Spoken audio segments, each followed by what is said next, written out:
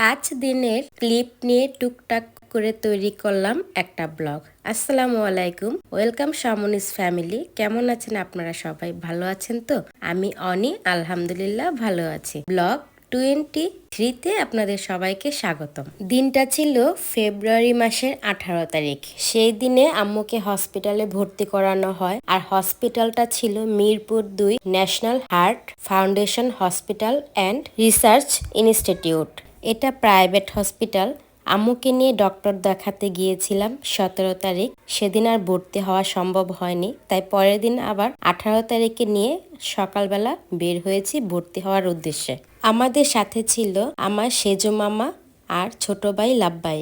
সব কিছু রেডি করে কেবিনে উঠতে সময় লেগে যায় প্রায় 7 ঘন্টার মতো। এটা ছিল হসপিটাল থেকে দেওয়া আম্মুর জন্য দুপুরের খাবার। খাবারে দিয়েছিল রুই মাছ ভুনা, সবজি ভাজি, ডাল আর ভাত। আম্মু যেহেতু অসুস্থ ছিল, তাই খাবারগুলো আম্মু ভালো করে খেতে পারতো না। এনজিওগ্রাম করানোর আগে আম্মুকে 9 থেকে 10টা টেস্ট করানো হয়। সবগুলোই টেস্টের রিপোর্ট আলহামদুলিল্লাহ ভালো হয়। শুধু একটা টেস্টের রিপোর্টে দেখা যায় আম্মুর হিমোগ্লোবিন কম, সেজন্য আম্মুকে ইমার্জেন্সি ভাবে 2 ব্যাগ ব্লাড দেওয়া হয়েছিল। আর এটা হচ্ছে এনজিওগ্রাম টেস্ট করার কিছুক্ষণ আগে সময়। আম্মুকে বলা হয়েছিল বাড়ি খাবার খাওয়া যাবে না, তাই টেস্ট করার আগে শুধু চিকেন স্যুপটাই আম্মুকে দিয়ে গিয়েছিল খাওয়ার জন্য। খাওয়া শেষ, এটা তাদেরকে বলা হয়েছিল কিছুক্ষণ পরে আম্মুকে নিয়ে যাবে, সেজন্য আম্মুকে হসপিটালের ইউনিফর্মটা দেওয়া হয়েছিল আর বলা হয়েছিল তারা এসে নিয়ে যাবে। এখানে আমি একটা সূরা আম্মুকে লিখে দিয়েছিলাম পড়ার জন্য। আম্মু সূরাটা পড়ছে আর আমি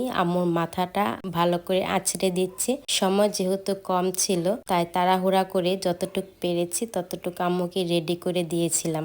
এনজিওগ্রাম টেস্ট করার আগের মুহূর্তটা যে কিরকম ছিল সেটা চিন্তা করলে এখনো ভয় লাগে। রেডি করার কিছুক্ষণ পরে নার্সরা আম্মুকে নিতে আসে। আম্মু এখানে আমার হাতটা শক্ত করে ধরে বলতেছিল, আমার যদি কোনো কিছু ধরা পড়ে হার্টের মধ্যে, তোমরা কেউ ভয় পাবা না। আমরা আম্মুকে সাহস কি দেব, উল্টা আম্মুই আমাদেরকে আরো সাহস দিয়ে গেল।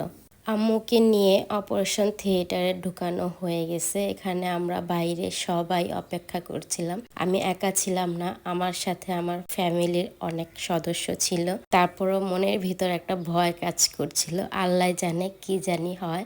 চিন্তা করতে করতে হঠাৎ করে মাইক দিয়ে শুনতে পাই আম্মুর নাম দিয়ে ডাকা হচ্ছে। আমরা সবাই সাথে সাথে সেখানে গিয়ে আম্মুর যে টেস্ট করানো হয়েছিল এনজিওগ্রামটা, সেই এনজিওগ্রামটা মনিটরে হার্টে কি হয়েছিল সেটা দেখানো হয়েছিল। আল্লাহর রহমতে আমার আম্মুর হার্ট একদম ভালো ছিল, কোনো ব্লক ধরা পড়েনি। মনিটরে যখন হার্টটা দেখলাম, হার্টটা কি সুন্দর, মাশাআল্লাহ, ব্লাড গুলো সুন্দরভাবে পাঞ্চ করছে, দেখে খুব শান্তি লাগতেছিল ওই সময়। এনজিওগ্রামের টেস্টের সিডিটা আমার কাছে আছে, খুব তাড়াতাড়ি আমি আপনাদের সাথে সেই সিডিটা শেয়ার করব।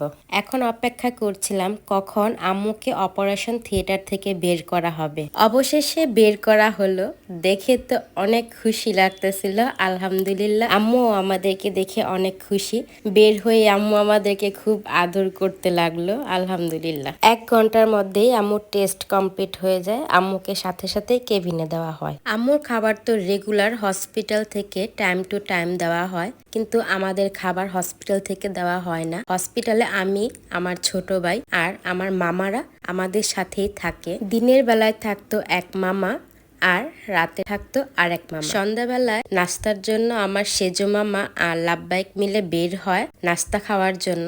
তারা এখানে ভর্তা দিয়ে চিতই পিঠা খায়, আর আমার জন্য আমার ছোট মামা স্ট্রিট ফুড নিয়ে যায়। মামা জানে যে আমি অনেক স্ট্রিট ফুড পছন্দ করি। ছোট মামা যায় রাত্রে, তাই রাত্রে যখন যায় ছোট মামি মামার কাছে রান্না বান্না করে পাঠিয়ে দেয়। তাছাড়া কোনো সময় আমরা বাহির থেকেও খাবার কিনে খাই। যে কেবিনে আমরা থাকতাম সেই কেবিনটা ছিল 8 তলা।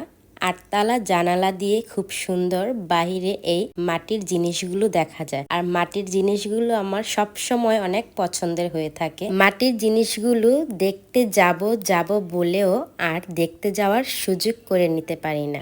সময় হাতে নিয়ে বের হয়ে গেলাম মাটির জিনিসগুলো দেখতে, আর চিন্তা করে বের হয়েছি যদি কোনো কিছু পছন্দ হয়ে যায় তাহলে সেটা কিনে নিব।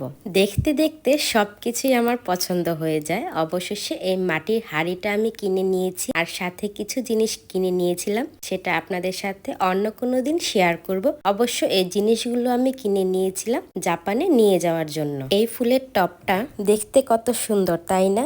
এটা হচ্ছে যেদিন আম্মুকে রিলিজ দিবে সেদিন, আর দিনটা ছিল ফেব্রুয়ারির 23 তারিখ। হসপিটালের যাবতীয় কাজ শেষ করে বাসায় চলে আসার জন্য প্রস্তুতি নিচ্ছিলাম। আম্মুকে হসপিটালে রাখা হয়েছিল 5 দিন।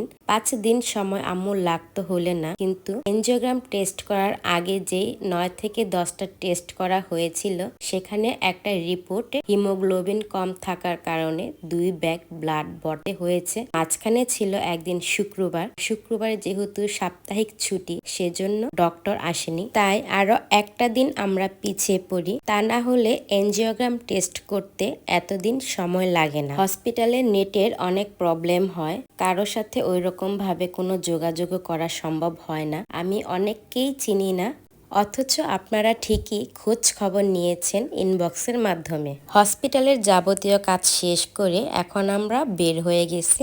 আর আপনাদেরকে অসংখ্য ধন্যবাদ। আমার ফ্যামিলির সদস্যর পাশাপাশি আপনাদের কাছ থেকেও আম্মুর জন্য অনেক দোয়া, অনেক ভালোবাসা পেয়েছি।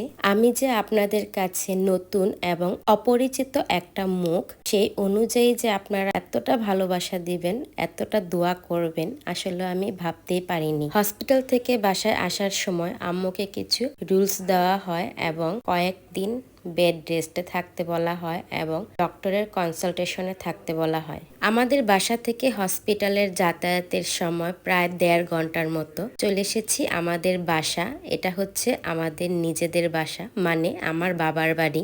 আচ্ছা, তাহলে আজকে এই পর্যন্তই থাক। দেখা হবে আপনাদের সাথে নতুন কোনো আর একটা ব্লগে। সেই পর্যন্ত আপনারা সবাই ভালো থাকবেন। আপনাদেরকেও অসংখ্য ধন্যবাদ। আমরা যে যেখানেই আছি সবাই সাবধানে এবং সচেতন থাকার চেষ্টা করব। ঠিক আছে, তাহলে আল্লাহ হাফেজ।